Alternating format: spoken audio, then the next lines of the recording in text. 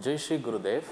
In the previous class, we were discussing about digestion of the food, that is digestion of carbohydrates, proteins and lipids. What for we intake of food means for the energy. Food is a complex molecule. It has to be fragmented or digested, and it has to be converted in the form of energy, then only which will be useful for the animal kind or the plant system. So, for the digestion there must be a other process accompanied with us, that is digestion and the respiration. For the digestion, ultimately the goal of the digestion is to yield energy, but for the breakdown of the monomeric molecules of the carbohydrate, that is the glucose, the protein molecules, that is the amino acid, and the lipid molecules of the fatty acids, we need oxygen. For the oxygen, there is another physiological process happening in our system, that is called respiration.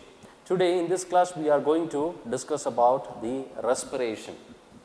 Respiration means which is a catabolic process in which respired oxygen is used in the oxidation of food.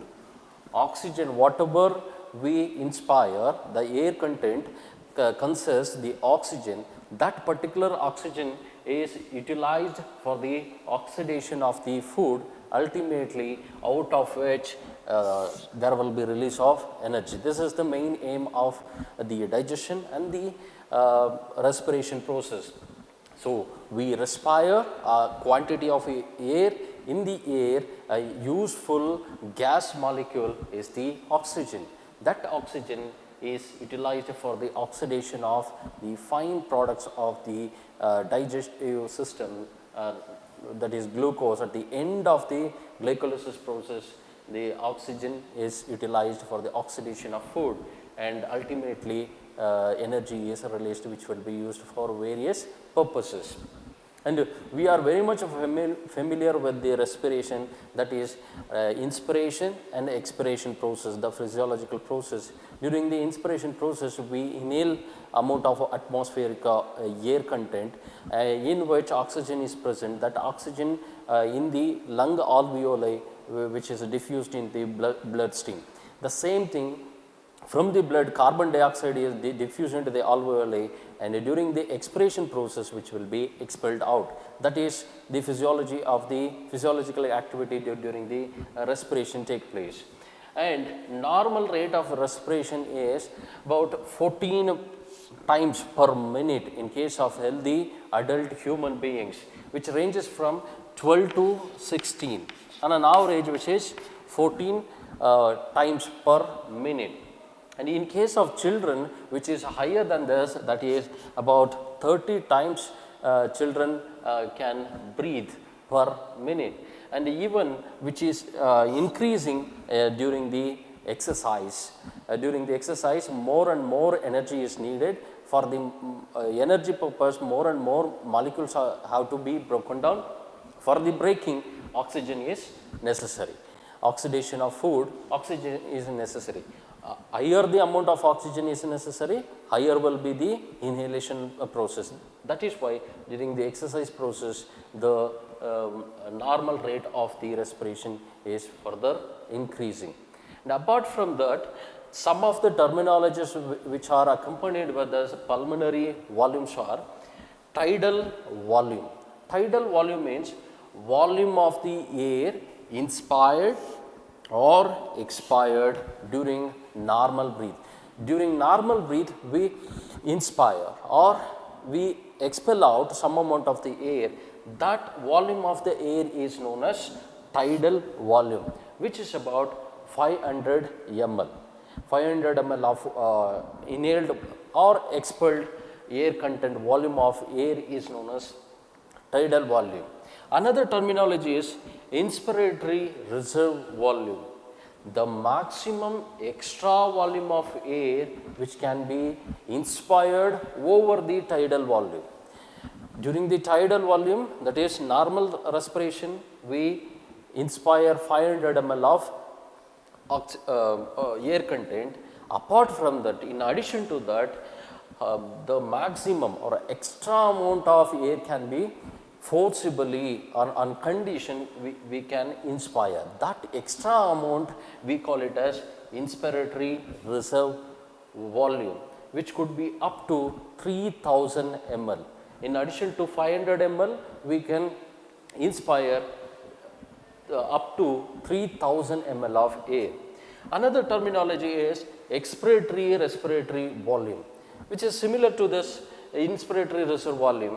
Here, maximum extra volume of the air which can be expired over the tidal volume, which is forcible action. We can expel out even extra amount of the air out of the lung. That is about 1100 ml of air we can forcibly expel out of the lungs, which is expiratory reserve volume. Another one is residual volume. Residual volume is volume of the air remaining in the lungs after most forcible experience. Even after forcible expelling out, some volume of air remain in the lungs. That volume is known as residual volume, which is the volume of air remaining in the lung after the most forcible expiration. We can expel amount of air forcibly from the lung. Even after that, some amount of air remain in the lung. That amount is known as residual volume, which is about 1200 ml. Let us discuss the physiology of respiration. How actually the exchange of gases taking place between the atmosphere and the animal, and between the animal lungs alveoli and the blood vessels, and then after from between the blood and the tissues. That is the physiology of respiration, or we can simply call it as exchange of gases. In particular, here we discuss about the exchange of oxygen for carbon dioxide. Where exactly this exchanges? What is the site of exchanging of the gases take place? Means lining of the alveoli and the blood capillaries. Initially, the lining of the alveoli from the alveolar region into the bloodstream. Therefore, lining of the alveoli and the blood capillaries. Then after lining of the blood capillaries and the tissues are the cells. These are the sites of exchange of oxygen and carbon dioxide. What exactly happen for the exchange means, which is nothing but simple diffusion. As we know, diffusion here with particular to gases pass from the region of high pressure to those of low pressure. Gases always move from the region of its high pressure to the region of its low pressure. That is simple diffusion. For say, suppose if the atmospheric pressure at sea level is said to be 760 mm of mercury, and then the partial pressure of oxygen is 21% of 760 mmHg. Why 21% means in total air content 21% of oxygen is present. Therefore, the partial pressure of oxygen at sea level is 21% of 760 mm of mercury. We can just simplify this. For 100 it is 21%, that is for 100 21 into 760, which gives 159.6 mm of atmospheric pressure. That is the partial pressure of the oxygen. Likewise, we can calculate the carbon dioxide, partial pressure of the carbon dioxide. Let's move on to the physiology of the respiration. How exactly the respiration take place, or exchanges take place, exchange of carbon dioxide and oxygen. In the lung alveoli, the partial pressure of the oxygen is 100 mmHg. In the atmosphere, the partial pressure of the oxygen is 159, whereas in the lung alveoli, in the sacs, which is 100 mmHg, because the total content of the air, of the atmospheric air, only 13% of the air present in the lung alveoli, when which is compared with the partial pressure of oxygen in the lung capillaries. Usually in the lung there will be innervations of the blood capillaries seen. In the capillaries, the partial pressure of the oxygen is only 40 mmHg. That is, partial pressure is lesser than that of the partial pressure of oxygen in the lung. Therefore, the diffusion take place from the region of its higher partial pressure to the region of its low pressure. Therefore, oxygen moves from the lung alveoli into the blood capillaries. In the similar way, the partial pressure of the carbon dioxide is higher in the blood capillaries, that is about 46 mmHg, and whereas which is compared with the alveolar partial pressure, which is only 40 mmHg, which is less than this amount. Therefore, carbon dioxide moves from the blood capillaries into the lung alveoli. The diffusion is in this direction. Therefore, oxygen always moves from the higher concentration, that is from the alveoli of the lung into the blood capillaries, and the exchange takes place for carbon dioxide, that is from the blood capillaries into the lung alveoli. This is how the exchange takes place, exchange of oxygen for carbon dioxide or carbon dioxide for oxygen. This is about the physiology of respiration. Let us separately discuss how exactly the transport of oxygen take place. Transport of oxygen means the movement or the transport of or diffusion of oxygen from the lung into the tissues or cells. The transferring of the oxygen molecule from the lung, initially from the atmosphere into the lung, the total content of the atmospheric air enters into the lung. Then after, exactly the exchange takes place between the alveoli and the blood capillaries of the lung. From the lung alveoli till the targeting site, that is the tissue, the oxygen is traveling. That is known as transport of oxygen.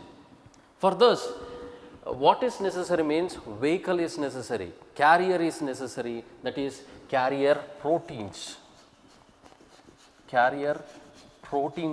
necessary for this transporting vehicle, we can say.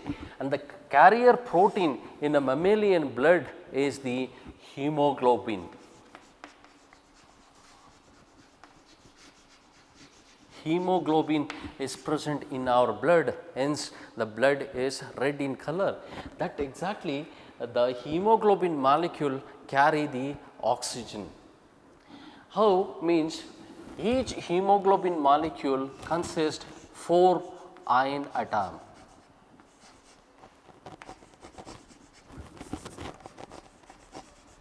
And each of the atom carry one molecule of oxygen. Therefore, totally one hemoglobin molecule can take 4 oxygen atoms, and which become oxyhemoglobin.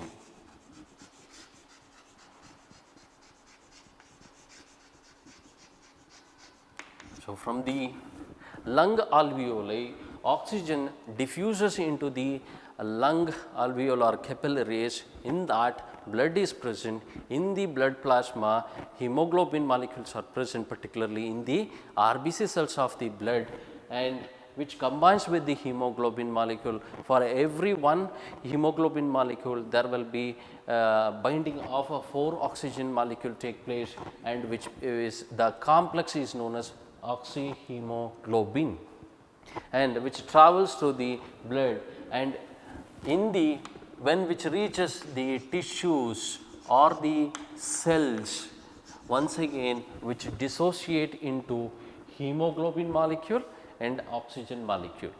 And this particular oxygen is utilized for the breaking down or the oxidation of the food molecules for the purpose of yielding of energy, whereas the remaining unloaded hemoglobin molecule returns back once again to the alveolar region, once again picks 4 oxygen molecule and become oxyhemoglobin, and the cycle rotates. This is how the transport of oxygen take place. Once again, this transportation or the binding of this is on the basis of partial pressure of the oxygen. As there is increase in the partial pressure of oxygen, there will be occupying of oxygen molecule of the hemoglobin take place. For say, if there is a 3 oxygen molecule, for an example, 3 oxygen molecule present and the capacity of the hemoglobin is to carry 4 oxygen molecule, 75% of the hemoglobin get occupied with 3 molecules, 1 is remain, that is 25% is remaining. That is how, if there is higher the oxygen concentration, higher will be the saturation of the hemoglobin. For say 400 molecules of oxygen is present, and for that 100 hemoglobin is present, 100% saturation will be done. That is how the oxygen increase in the oxygen concentration, increase in the formation of oxyhemoglobin, that we call it as the percentage saturation of hemoglobin with oxygen. That is nothing but the occupation of the oxygen molecule with that of the hemoglobin molecule. This particular graph, forget about these lines, only concentrate on the pink line which is depicted here, which clearly shows a S-shaped curve. This particular graph shows a sigmoid curve. As this is y-axis shows the tension, oxygen tension, that is the concentration, the partial pressure of the oxygen. This particular thing shows the percentage saturation of the hemoglobin. This is hemoglobin saturation, this is oxygen. Now, as the partial pressure of the oxygen keeps on increasing, the saturation level also increase like this.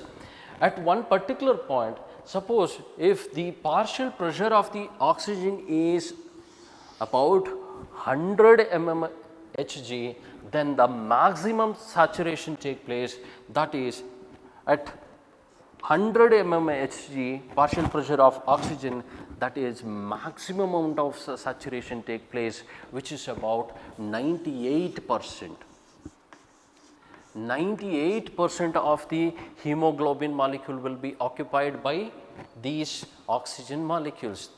At 100 mm of mercury, 98% of the saturation take place.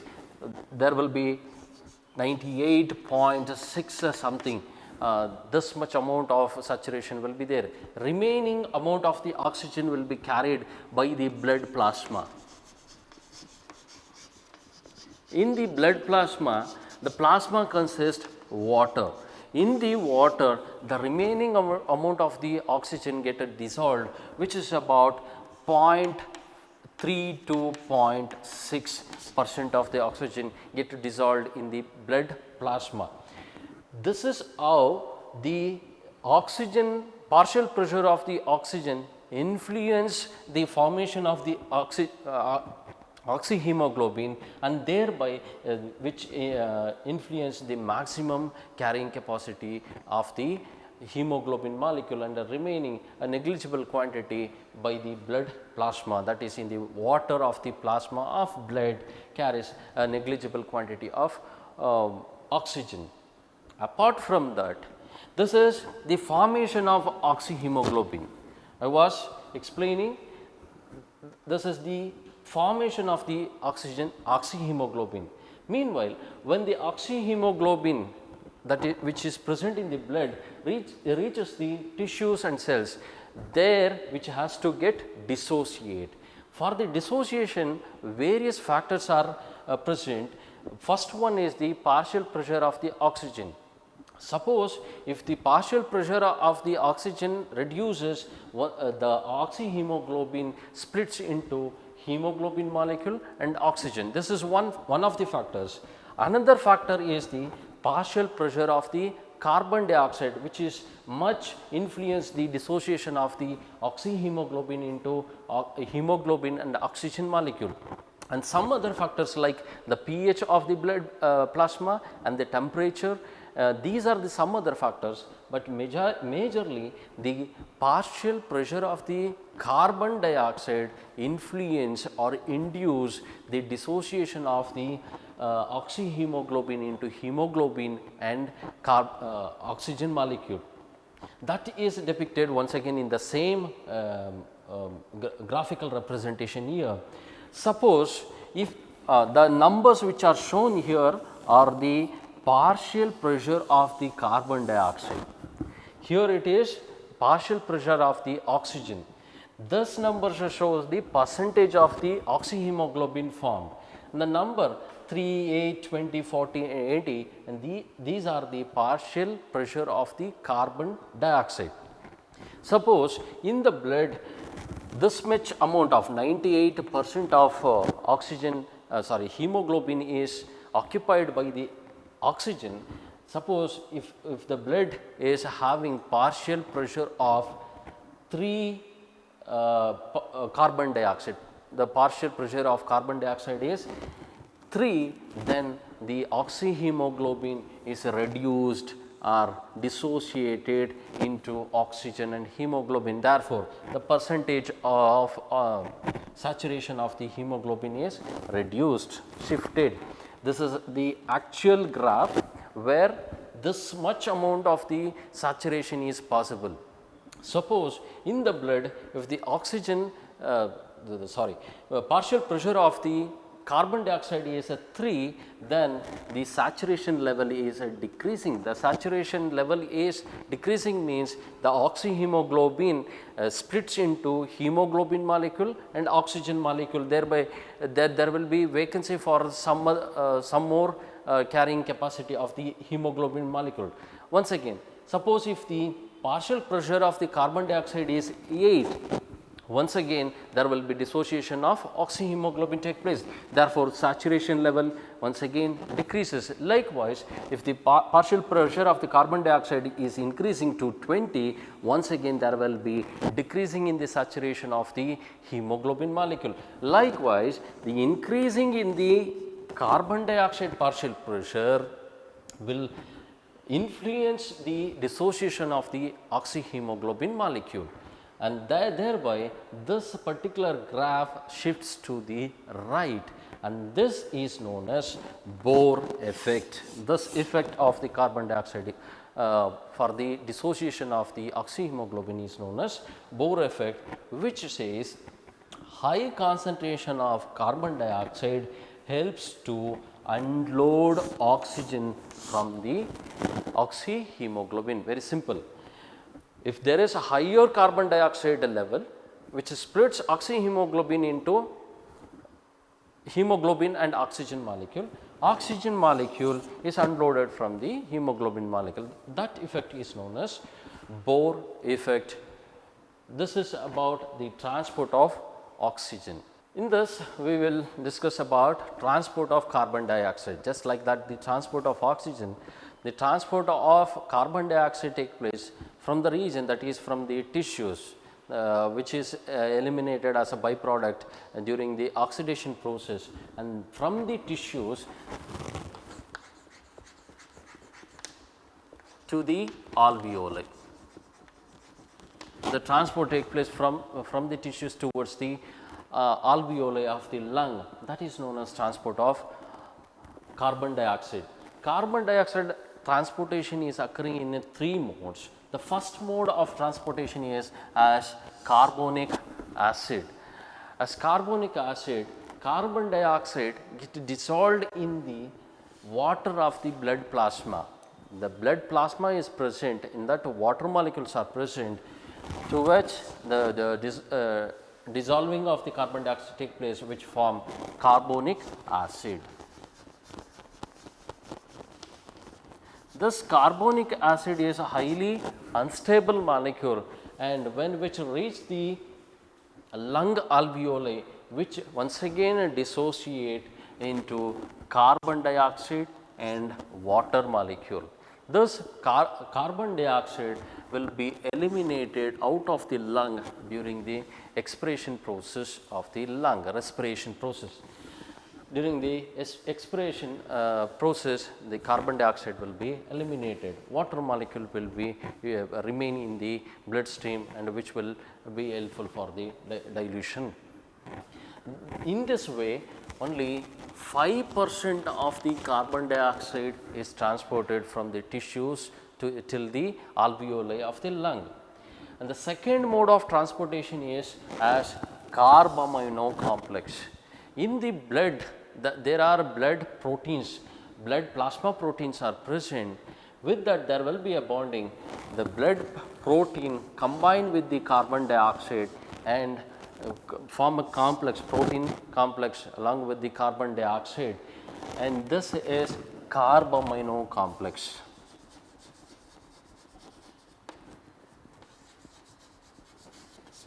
Carbamino complex. Once again, when this carbamino complex reach the lung, once again which dissociate into protein molecule and plasma protein and the carbon dioxide, this particular carbon dioxide expelled out during the expiration process.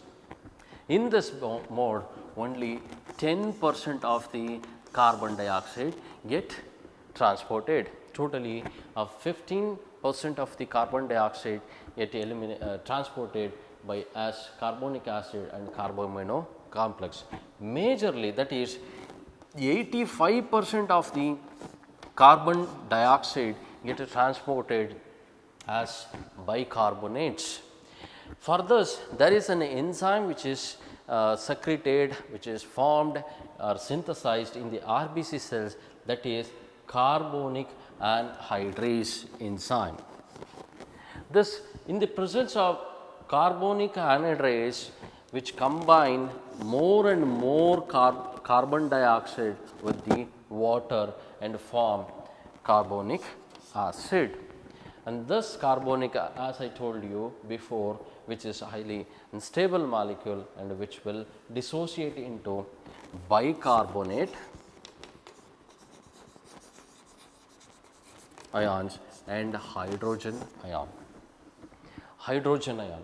This liberated hydrogen ion is necessary for the unloading of the oxygen.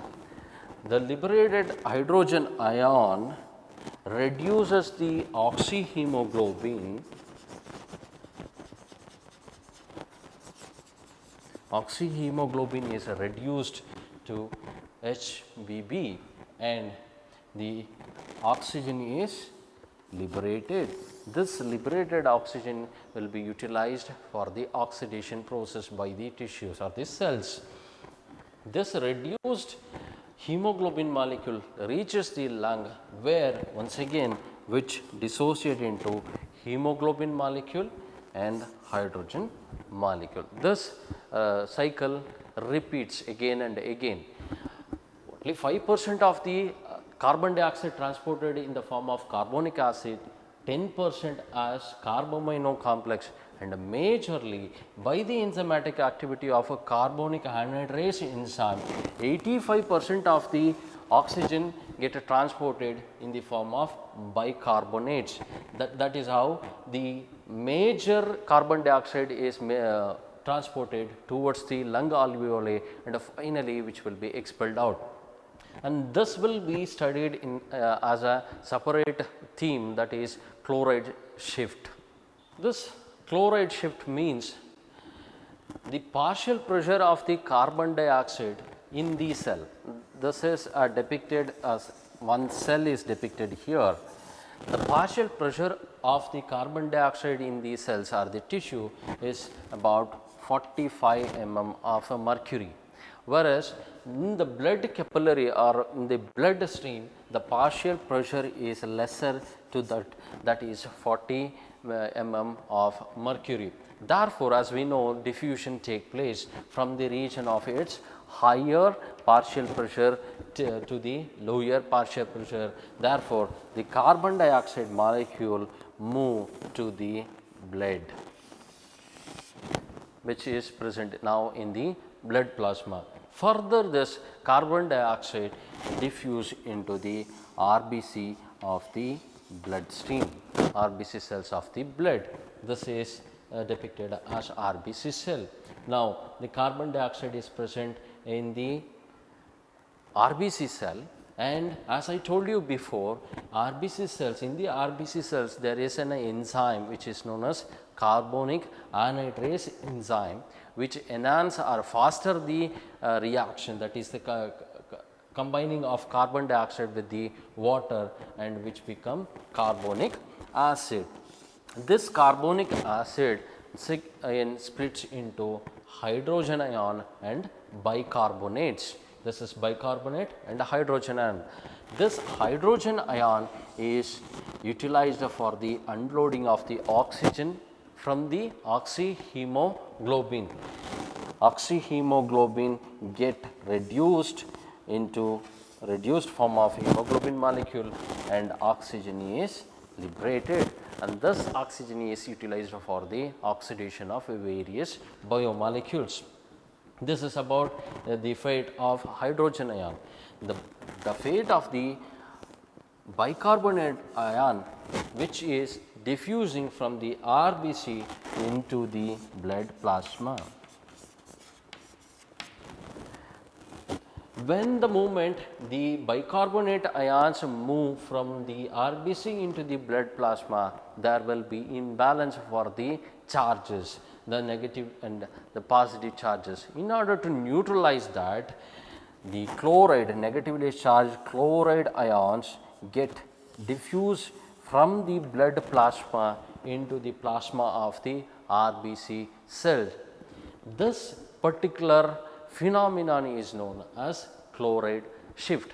That is, for every exit of bicarbonate ion, in order to neutralize one molecule of chloride get into the plasma of the RBC from the blood plasma. This rotation of the chloride or entry and exit of the chloride ion is known as chloride shift. This is about the transportation of the carbon dioxide and the transportation of the oxygen, the exchange of the gases, which is very much necessary for the breaking down of the food molecules.